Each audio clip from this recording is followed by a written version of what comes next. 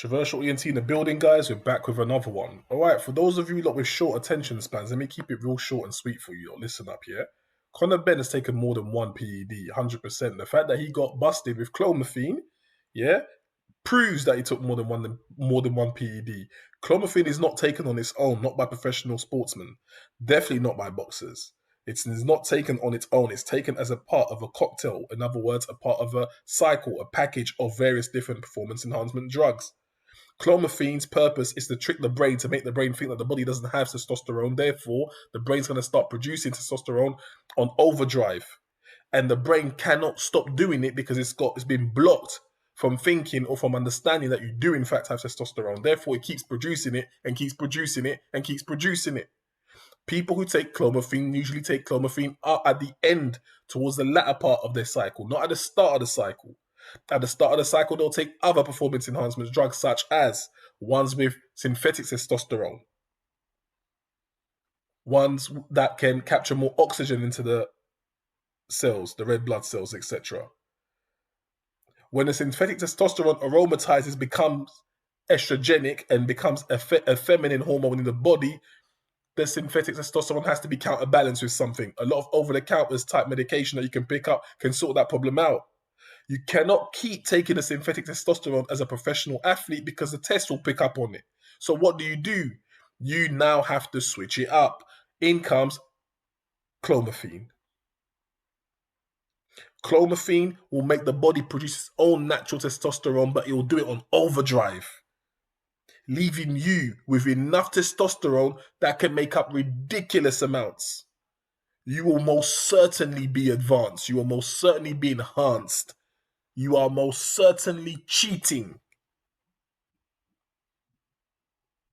That is Conor BENN for you. Now, why has he done that? Because you see, with clomiphene on top of the other designer PEDs, these can be masked. They can be covered over beautifully.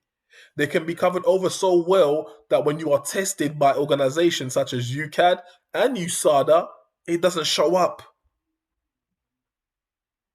Because the masking agents do such a fantastic job with these drugs, they don't show up.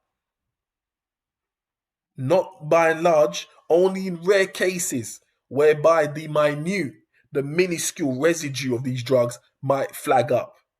But should they be tested a day later, job done. It's a matter of minutes, times, and moments and days. With VADA picks up on the small residues of these drugs, which is why a lot of athletes would rather not be registered with VADA so they can get away with more. If you leave it down to the boxer will never choose VADA. Why does Conor BENN keep saying, I've never failed a test with UCAD? Everyone knows we're not going to fail a test with UCAD. UCAD don't pick up anything. The drug game is always above the testing game. The drug game is always one step ahead of the science and technology of testing. That's why they call designer drugs, because you're all clear when you're tested. You test and you come back, you're clear. Just like the clear that Victor Conte had produced back in the day. It's the same principle. Athletes are clear. Drug agencies don't pick up on the testing. These are designer drugs. They know what they're doing. Conor slipped up in the sense that he got tested just slightly early. They just caught him just before he was able to fully mask it. But what we realize is that in what they found, we know he's taking it as a cocktail, because that's how these things are taken. He can't just take it on his own. It's not done that way. For him to say with his own mouth, I'm killing it in training.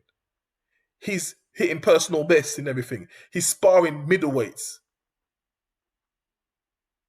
light heavyweights. Conor BENN, if he's got significant amount of testosterone in his body, yes, he will be able to hold it up there and probably be able to hurt some of them too. But he's cheating. He's 100% cheating. And his dad knows it. His team know it. It is Conor BENN's responsibility to make sure he's aware of what he goes inside his mouth. He cannot turn around and say, I didn't know I was taking, I was just drinking it. Because you're already taking it, or you're taking it some way, somehow. You are responsible for it. You're getting paid millions to be responsible for it. You can't pin it and blame it on anyone else, Conor. It's your fault. Your responsibility. Why does the boxing world want to play dumb?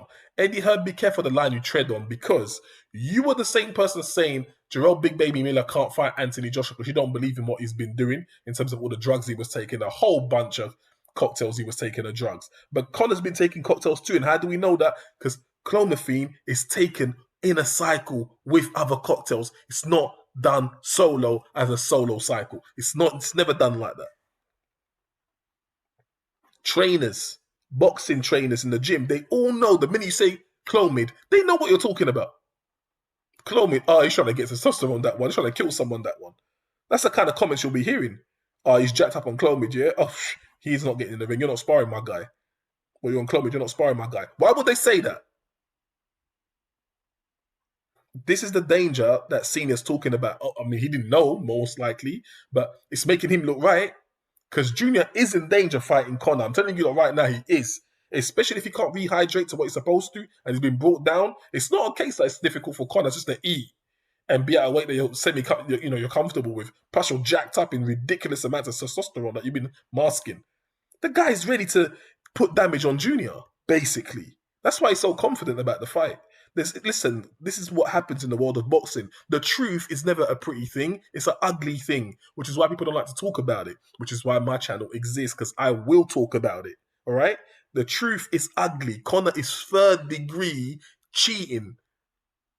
Third degree cheating. If Eubank Jr. doesn't want to have this fight, the fight shouldn't be made. If Eubank Jr. wants this fight, go ahead and you can have the fight. But remember Adonis Stevenson. Yeah? Remember what happened to Adonis Stevenson. If it can happen to him, it can happen to anyone. Remember that. Eubank needs to remember that. Conor, you're a cheater. The best thing you can do, Conor, is come out and say it. Stop this BS and nonsense, because if you don't stop lying, I'm not going to stop doing videos. Just tell the truth so you can leave me rest. Yeah? You and your dad, you joined the program, you're cheating. Traversal ENT, I'm out, guys. Peace out.